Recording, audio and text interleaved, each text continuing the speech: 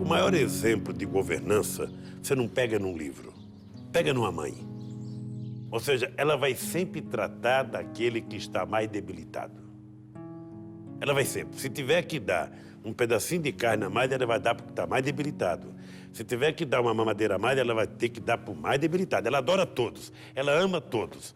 Mas aquele debilitado não é o mais bonito, não é o mais esperto, é o mais necessitado. Esse é o espírito de mãe. Eu te confesso que eu governo o país com o espírito de mãe, ou seja, nós temos que cuidar das pessoas mais pobres. O rico não precisa do Estado.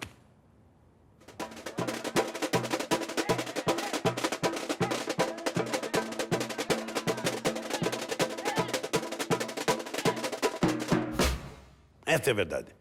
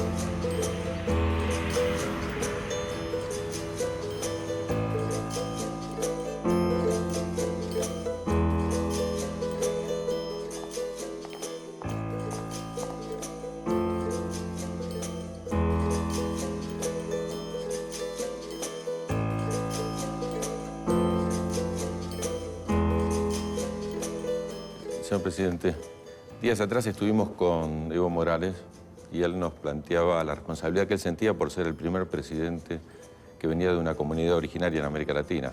La pregunta es, ¿hay alguna responsabilidad especial por ser obrero? ¿Ser presidente, habiendo tenido la trayectoria que usted tiene algún signo particular para América Latina? Há um fato novo na minha eleição no Brasil, que é o fato de que você tem um sindicalista que não tem diploma universitário e você tem um grande empresário, que é o meu vice-presidente, que também não tem diploma universitário. Bem, quando você chega à presidência, você tem mais responsabilidade do que um presidente da classe média alta, um presidente empresário ou um grande intelectual. Por quê?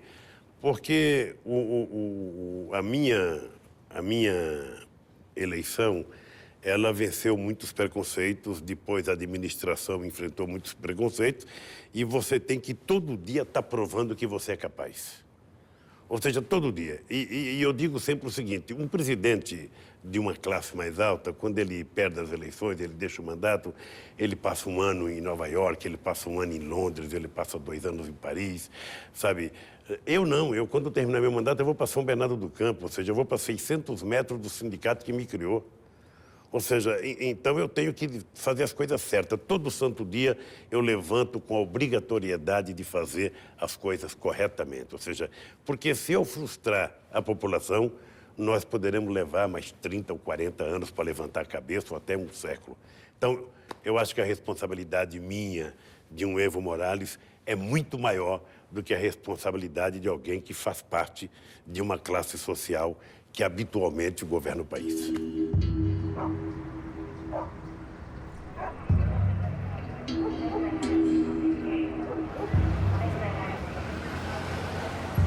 De começar a Assembleia, a primeira que a gente faz no sindicato, depois dos militares terem tomado isso aqui, depois do governo ter tomado isso aqui do povo e ficado para o próprio governo, eu gostaria de pedir para que subisse até aqui a mesa, até o palanque, todos os diretores do sindicato. Essa diretoria, que um a um dos seus membros foram escolhidos por mim. Um a um dos seus membros estão aqui hoje porque receberam o voto livre e direto de vocês. E se vocês, trabalhadores, entenderem que essa diretoria, em algum momento, falhou com vocês, eu gostaria, de todo o coração, que vocês, livremente, rejeitassem a continuidade dessa diretoria.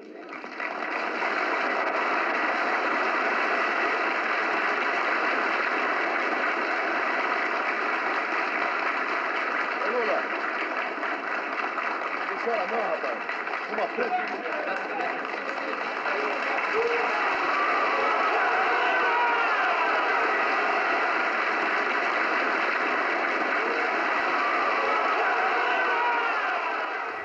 Deixa eu lhe dizer uma coisa com muito carinho. Eu tinha um compromisso. Ou seja, eu precisava provar que um trabalhador tinha competência para governar o Brasil. Eu precisava provar. Ou eu provava isso, ou eu não atravessaria, sabe, a distância que eu tinha que atravessar. E eu assumi alguns compromissos de, embora sendo o presidente de todos, era preciso que você fizesse como uma mãe faz. Nós temos um problema na América Latina que nos últimos 30 anos houve um processo de desagregação da estrutura familiar. Ou seja, a miséria que leva à bebida, que leva ao desemprego, que leva à separação de casal, que leva à violência dentro de casa, que faz as crianças perderem referência. Esse é um problema muito sério que nós vivemos nos dias de hoje, sobretudo nos bairros periféricos das grandes capitais. Mas eu dou graças a Deus, porque, embora a minha mãe tenha criado 8 filhos em condições totalmente adversas, a minha mãe nunca deixou de ser a referência. E essa mulher, que era analfabeta, ela conseguiu criar uma família de 8 irmãos, 5 homens e 3 mulheres, sabe, numa harmonia total e absoluta. Nós nunca brigamos entre nós, os nossos irmãos, sabe, e todos trabalhando, todos constituíram família, sabe, e ninguém virou ladrão, ninguém virou bandido, ninguém, sabe, ou seja, todos viraram cidadãos brasileiros. Nós tínhamos um quarto e cozinha onde dormia minha família, mais 3 primos. Às vezes morávamos em 13 num quarto e numa cozinha só, não tinha, e um banheiro só para todo mundo, ou seja, porque não é a demonstração que só a pobreza leva à violência, à criminalidade. Ou seja, se a estrutura familiar estiver assegurada, se a mãe ou o pai foi equilibrado, a chance deles construir uma família digna é total e absoluta.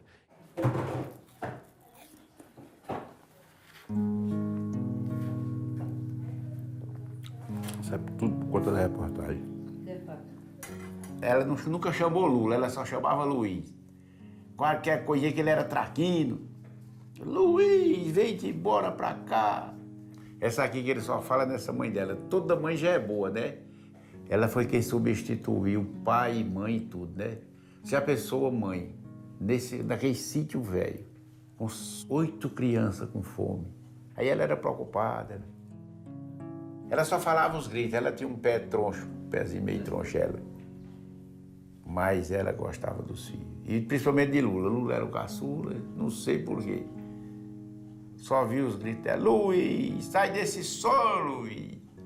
Eu gostava de brincar naquele areião ali no sítio. 63 anos ele vai fazer agora.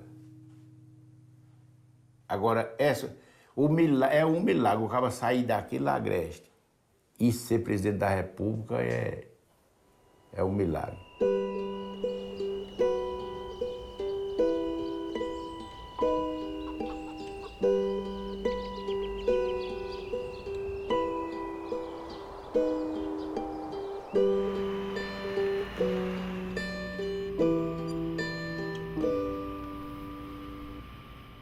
Meu pai era pai de 26 filhos, de 2 mulheres, e morreu como indigente, porque nenhum filho estava próximo dele, porque meu pai meu pai era muito bravo, muito mal, muito... Hoje eu consigo perdoar ele, mas ele era muito... Não foi o pai que as crianças têm que ter, não.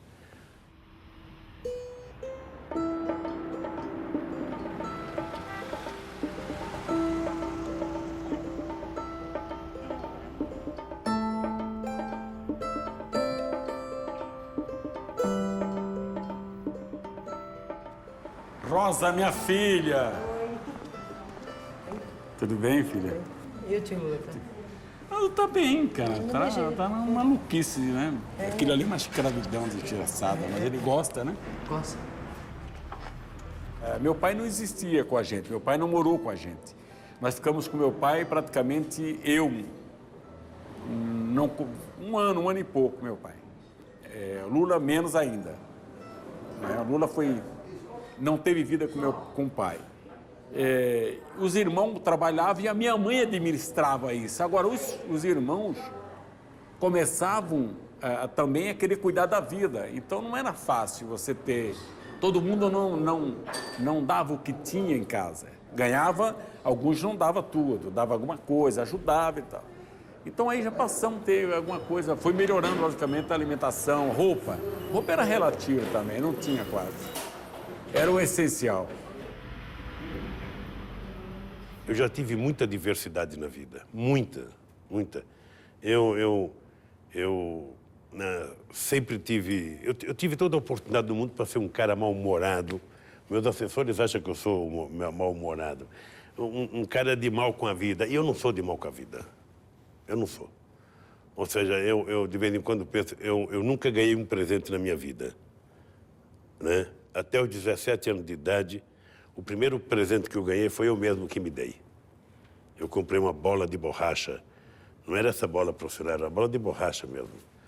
Depois, o segundo presente, eu mesmo comprei uma bicicleta velha, sabe, que a corrente saía toda hora. Eu passava mais tempo colocando a corrente do que pedalando a minha bicicleta.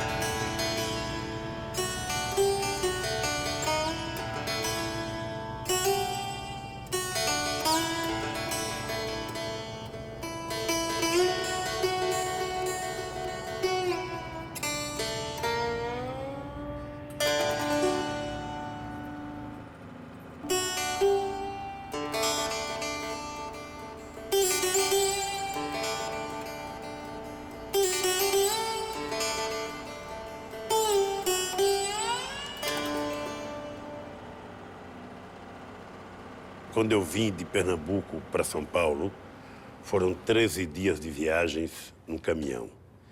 E ¿Cómo era el camión? ¿Eh? ¿El camión cómo era era? um pau de arara, era um caminhão que não tinha banco, era umas tábuas colocadas, atravessadas no caminhão, você vinha sentado, sabe?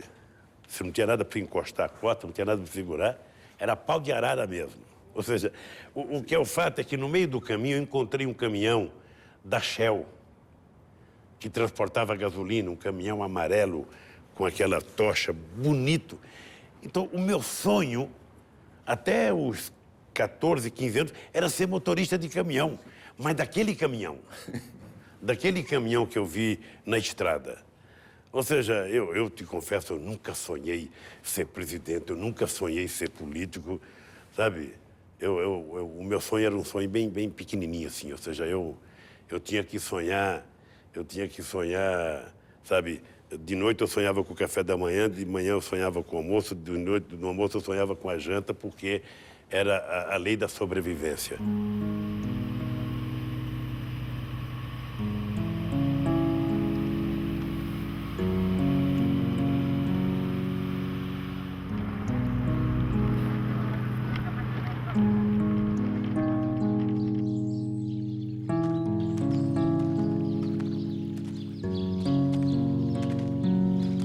Daqui é o seguinte, minha tia saiu daqui em 52, num pau de arara, com 8 filhos. Nascido que é daqui a 1 quilômetro de distância. Então esperaram aqui 3 dias aqui. O pau de arara atrasou, que desmantelou, deu lá um problema. Então saíram até hoje. E estão lá. E a vida dele pra gente é um orgulho hoje, né? Eu sempre já disse na vitória dele que a gente foi em Brasília, eu disse, se existisse um milagre, ele estava alcançando um milagre. E eu estou dizendo a mesma coisa.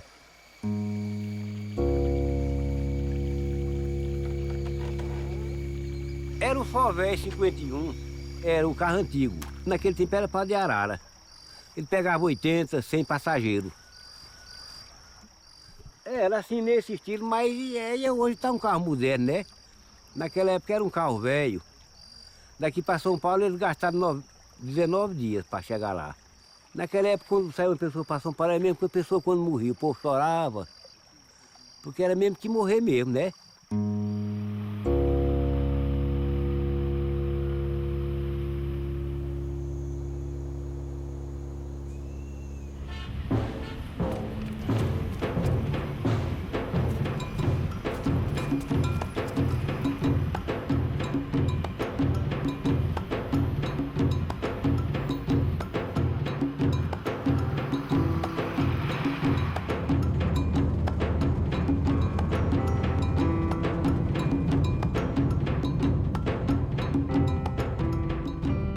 Quando nós chegamos de Pernambuco, em Santos, meu pai tinha uma amante.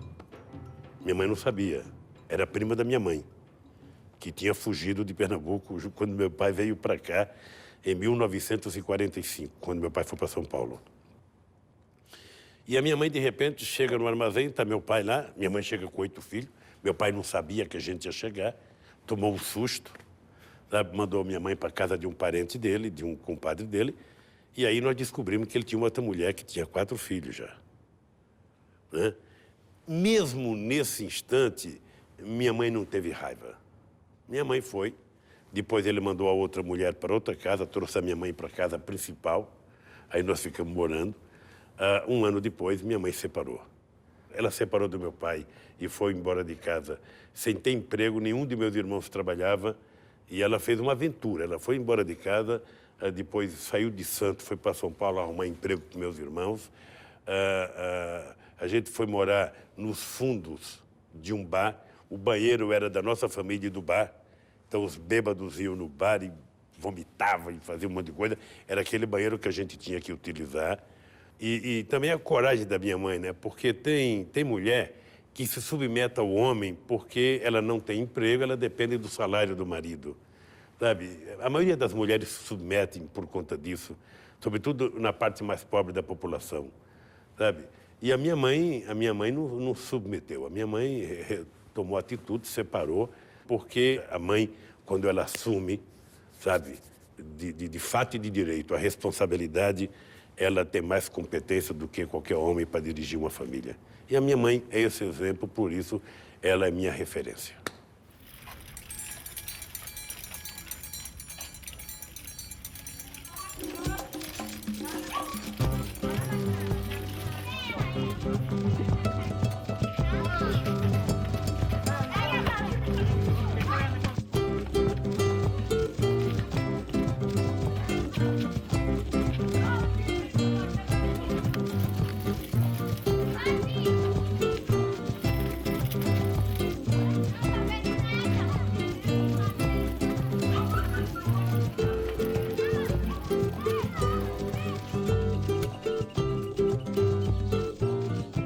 Eu me considero um homem de muita sorte na vida. Tem que ter alguma coisa superior, sabe, que me fez chegar onde eu cheguei, do jeito que eu cheguei.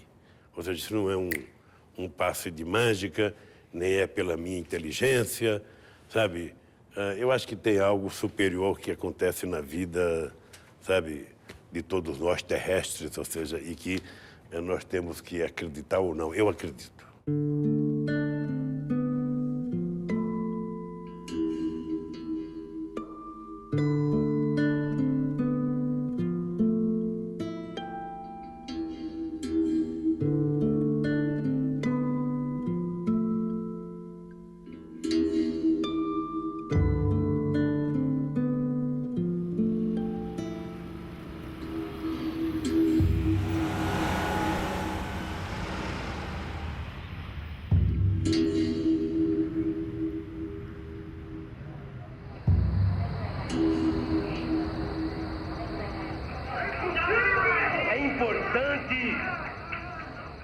importante.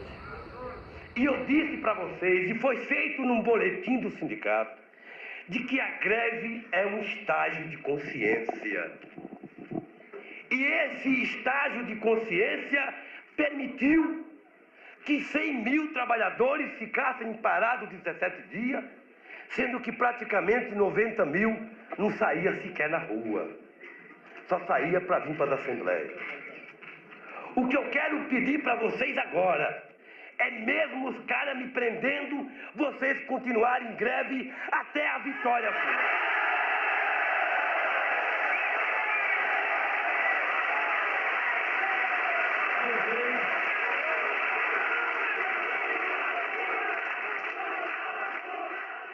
O meu mundo se resumia ao movimento sindical, às lutas operárias.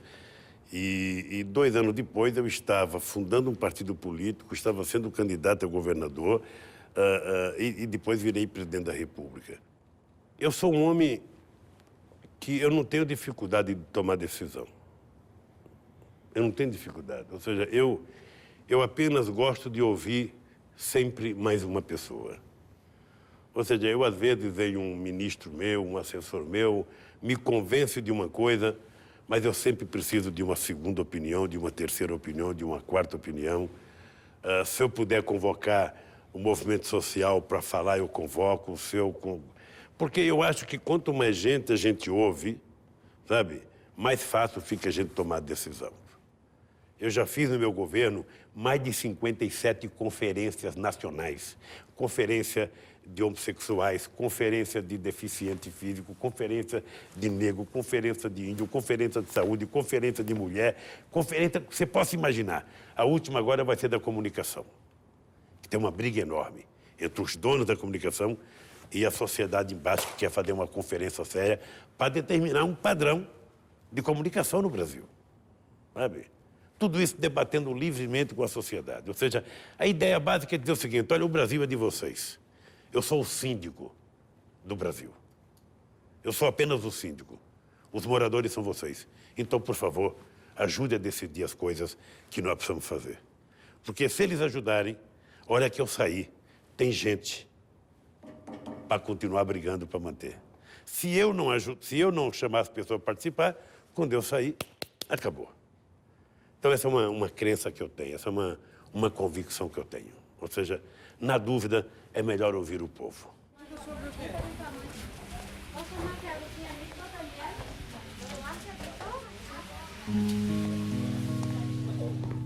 Isso aqui é a vida de uma nordestina que sofreu muito. Isso é tudo que nós temos. Isso aqui é tudo que nós temos na vida, é aqui. Se você soubesse que eu vou ter medo de perder. A minha mãe tinha Alzheimer, paralisou, entendeu? Mas foi uma mãe maravilhosa, foi uma mãe amiga, uma mãe guerreira. E que foi minha melhor amiga, foi mãe de todos os filhos, de 8 filhos que ela criou. Criou como Deus cria batata, lá no norte fala assim. Mas criou e foi hoje, ela me chama de mãe. O que Lula fez para os idosos, dando uma aposentadoria, foi bom, ajuda muito, você entendeu? Muito bom mesmo, porque pobre, você sabe que o salário mínimo tudo bem. O povo diz assim, não dá, mas ajuda. Então não tenho que reclamar. Lula foi bom. Eu só pediria que Lula me ajudasse a comprar minha casa, para me pôr minha mãe. O povo está se mexendo.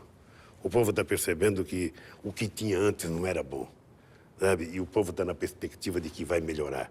Isso é uma coisa que eu acho fantasticamente importante, sabe? É a gente mais pobre começar a levantar a cabeça, sabe? Foi isso que me fez ganhar as eleições de 2006. É que o povo brasileiro não quis intermediário. Sabe aquela história do formador da opinião pública? Eu sou formador da opinião pública, então eu falo na televisão milhões. Não é verdade, não é verdade. O formador da opinião pública só tem sentido quando ele é sério, quando ele é honesto, quando ele fala as coisas que o povo acredita e que o povo crê que é verdade. Mas quando ele está mentindo, o povo aprendeu a fazer juízo de valores. Agora, isso aumenta a nossa responsabilidade. Porque quando alguém de esquerda chega ao governo, sabe, a gente não chega no governo para fazer discurso, a gente chega no governo para governar. E o povo quer saber o seguinte, fez melhor do que os outros, foi mais democrático do que os outros, combateu a corrupção mais do que os outros, ajudou os pobres mais do que os outros, fez mais escola do que os outros, é isso que conta. E quando a gente consegue fazer isso, pode ficar certo que a resposta do povo é extraordinariamente positiva.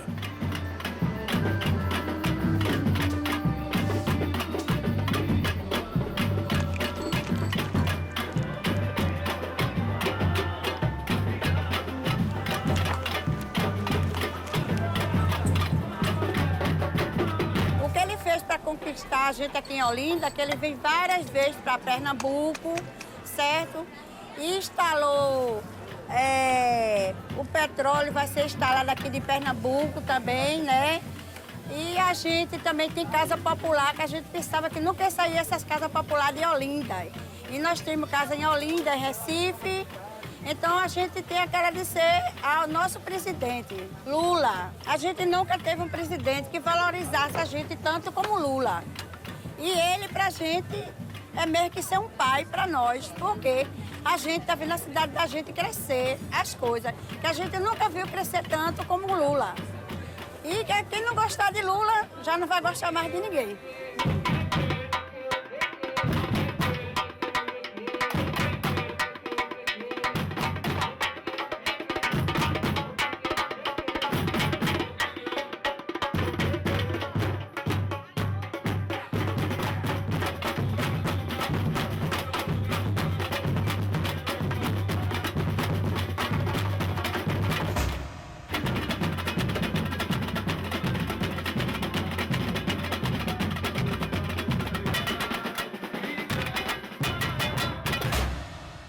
Eu tenho a convicção de que nós estamos fazendo uma baita de uma revolução no Brasil. Uma baita de uma revolução no Brasil. Sabe? E reconhecido pelos pobres desse país. Reconhecido. Ou seja, você pode ir no lugar mais pobre, as pessoas vão reconhecer que nós estamos cuidando dela. E ainda pouco. Precisamos fazer muito mais. O que eu espero, na verdade, é que a gente faça um pouco mais. Daqui para frente, nós já fizemos a parte mais dura, que era cadastrar, que era organizar e que era provar que é possível fazer. Sabe, o que nós estamos fazendo na educação brasileira, sabe, a gente só vai sentir o resultado daqui 10 ou 15 anos.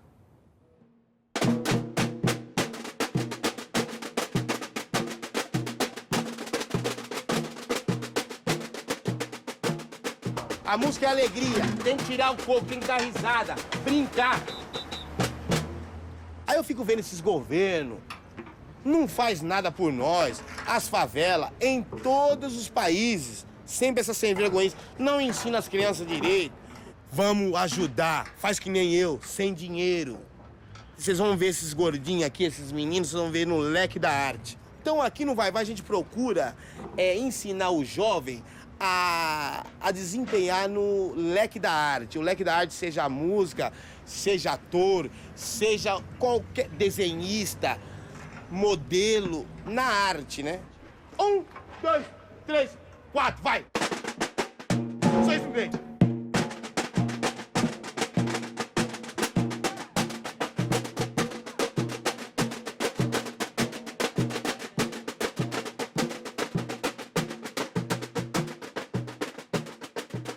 Nós estamos fazendo 214 escolas técnicas profissionais.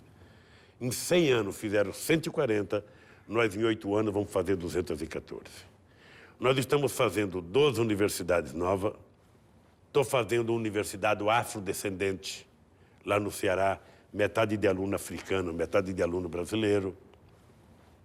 Estamos fazendo 105 extensões universitárias. Ou seja, 105, levando a extensões universitárias, campus avançados para todo o interior do país. O ProUni é a maior revolução educacional nesse país. São, na verdade, 545 mil alunos, pobres da periferia, 40% negros, se formando doutor.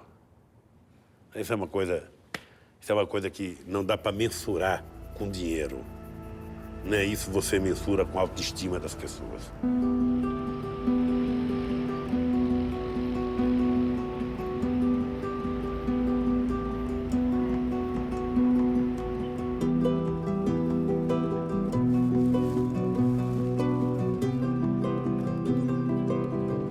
É certo que tem, mas é difícil, principalmente para quem não tem um estudo.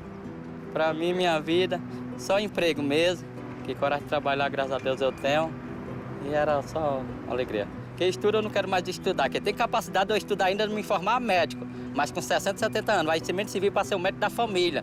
Mas estudo para mim não entra na minha mente, não. Né? Agora meu filho precisa, todas as crianças, né? Precisa de estudo. Em primeiro lugar, ele tendo estudo, ele vai conseguir tudo o que ele quiser, graças a Deus. Né? Que é tudo o principal de hoje em dia, é se formar um filho.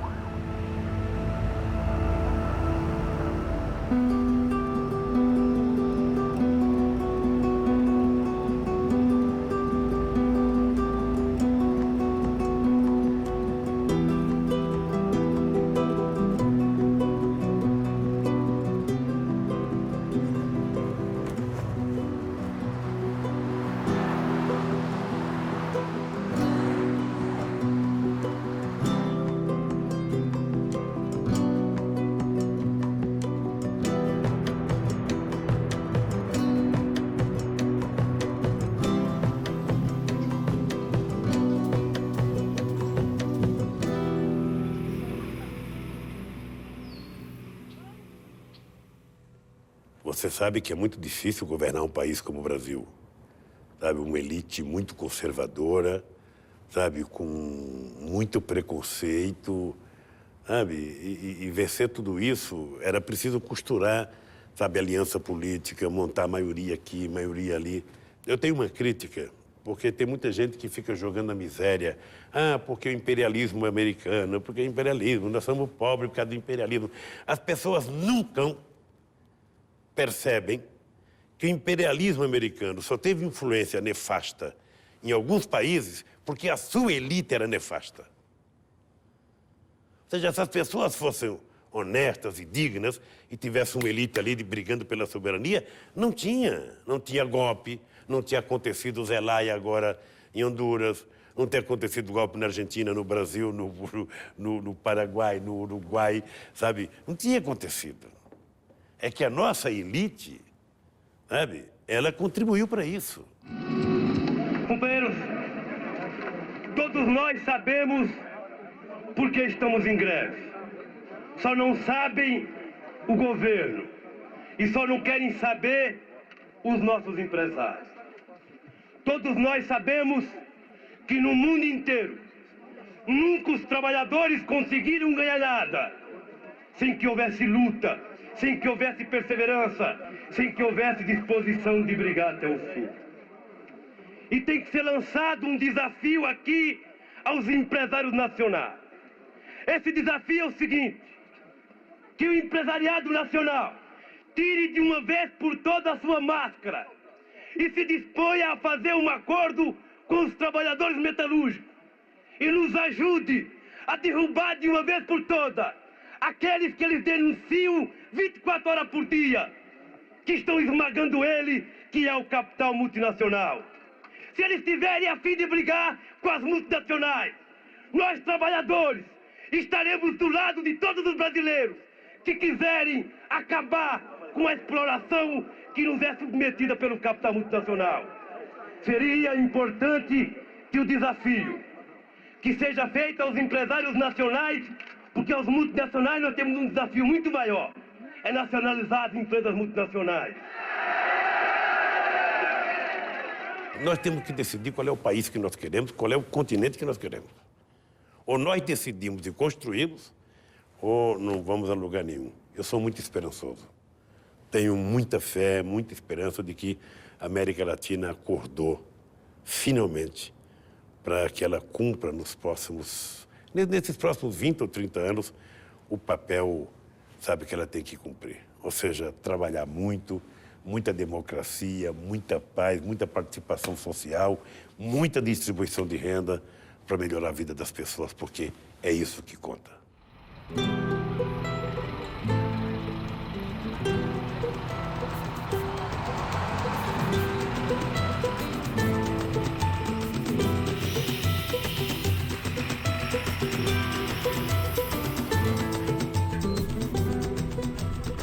Trabalho tem, mas ainda falta mais ainda. Tem gente que ainda está sem trabalho. Para a pessoa de cor é mais difícil do que para a pessoa clara. Por quê? Esse é um fator já que tem há muito tempo, né? Precisa, para a pessoa de cor conseguir um trabalho melhor, ele precisa ter bastante qualificação, senão não consegue.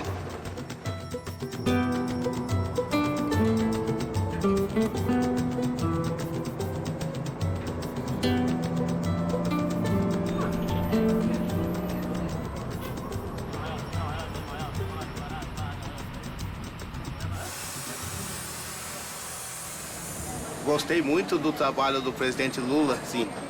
Tem uns projetos sociais, como, por exemplo, o Bolsa Família, a renda mínima para as crianças na escola, né? Então, isso aí, às vezes, para quem não tem, é muito importante. Porque foi bom para o Brasil. E não foi só para pobre, não, para rico também, para empresário, para muita coisa. Tem problema ainda, tem problema, mas porque o outro que entrar aqui também não vai solucionar, problemas são graves, entendeu? Mas melhorou muito.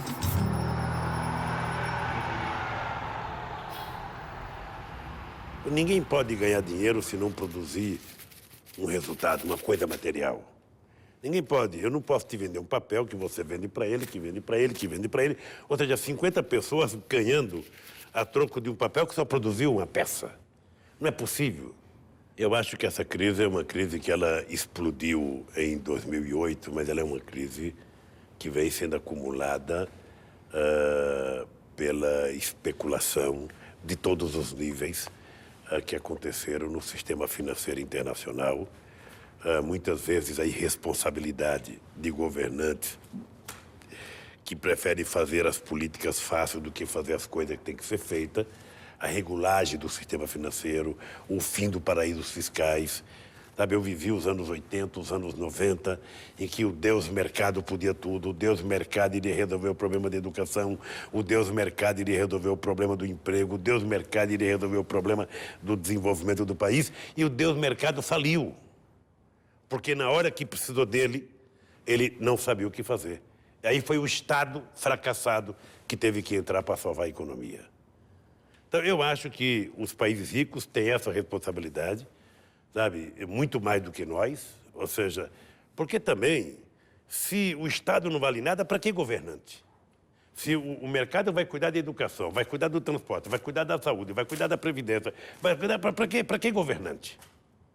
Não é isso? Então, eu acho que essa crise também chama atenção para o Estado voltar a ter um papel importante. Eu não quero um Estado gerenciador. Eu não tenho vocação para o Estado empresarial. Eu tenho vocação para o Estado indutor e controlador. Fiscalizador. Por exemplo, sabe, o Estado tem que fiscalizar, sabe, o sistema financeiro. O Estado precisa trabalhar para fazer distribuição de renda. É porque essas coisas, se o Estado não fizer, ninguém vai fazer. Esse Lula significa muito, não para mim só, né? Para muita gente, para uma nação, né? O Lula, não dá para falar, porque é um cara que a gente viveu, quer dizer, e de repente vira presidente da República. Você viu crescer, é complicado, né? Da origem que nós tivemos, de onde a gente veio, nasceu, veio para... É difícil você achar, Lula chega a presidente da República. A ficha ainda não caiu. Doutora Nébia, essa conhece muito a vida do Lula, viu, filha? Tudo bom? Como é que vai? Doutora. Nossa Senhora, que alegria de ver você, viu? Prazer nosso, Tá, Nébia. entendeu? Doutora Nébia, tudo bem, filha? Desde a Né? Tá bem? Tudo bem? Desde 64 que eu conheço isso aqui. Ela me conhece, me conheceu antes do Lula, depois o Lula veio pra cá. Exato. Ela é dentista do sindicato desde 64. Esse aqui é amigo, minha pessoa firme. Aí, viu?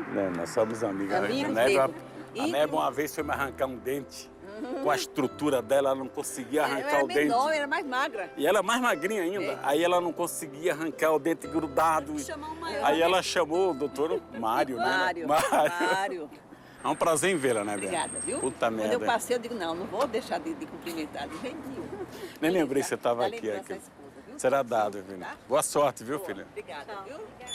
Eu me considero um homem de esquerda. Nunca gostei de me rotular, nunca gostei de colocar na testa eu sou isso, eu sou aquilo, sabe? Sou de esquerda, tenho convicções, tenho princípios, sei de onde eu vim, sei para onde eu vou, sabe? Isso para mim é a coisa que eu tenho mais clareza.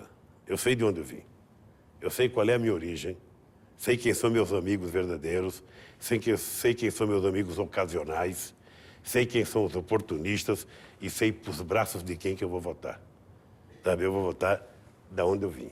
Isso eu não tenho dúvida, isso é lacrado na minha cabeça.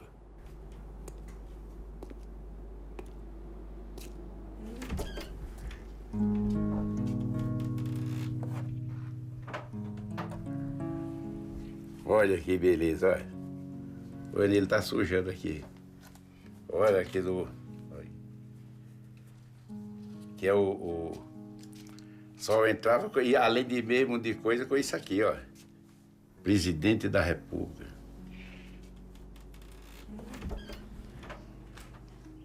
Rapaz, eu vou dizer uma coisa, eu vou mandar uma... Você já pensou? Um coitado de um caminhoneiro, o primo, presidente, e se lembrar do cara, não é? Não, porque é muito... Tem cara que compra um caminhão mais novo. Eu tenho primo que comprou um caminhão mais novo, ele já quer ficar orgulhoso. E o presidente, né, se lembra, dizer assim, o convite. Veio convite, mais passagem de avião. Aí. De terno, né? Aqui é explica, ó. Já pensou se eu não tivesse um terno, né? O primo do presidente lá, aqui não, mas lá, vige que cartaz eu tava. Eu digo, mas que beleza.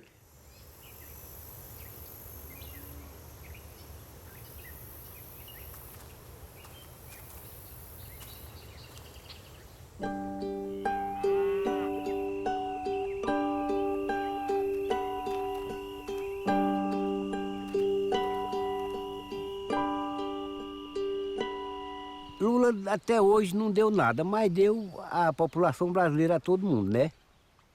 Porque a gente não precisa de ajuda dele. E daqui vivo não tem inveja de ninguém rico no mundo. Não tem porque o rico morre tão bem e não atura nem 100 anos, quando morre vai para debaixo do chão. Então não tem inveja de nada bom no mundo.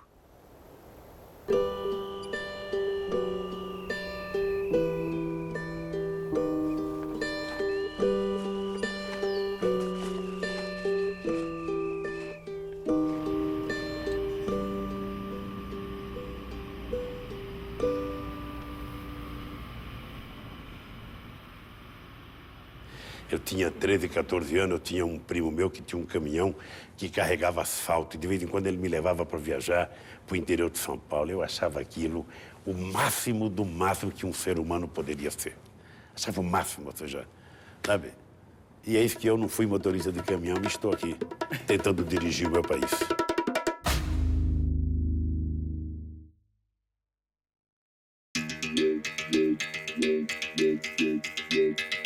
Quem entra na luta corre o risco de sair arranhada.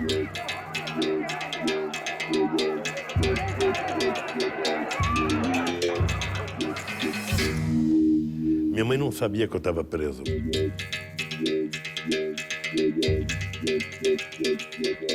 Eu perdi as eleições em novembro e em janeiro eu começava a viajar ao Brasil. Para quê? Para levantar a moral da minha tropa.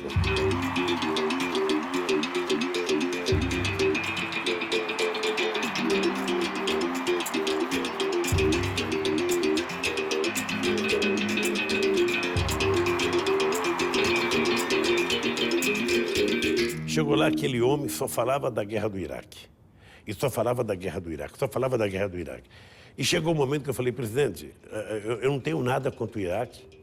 A minha guerra não é contra o Iraque, a minha guerra é contra a pobreza no meu país, é contra a fome no meu país.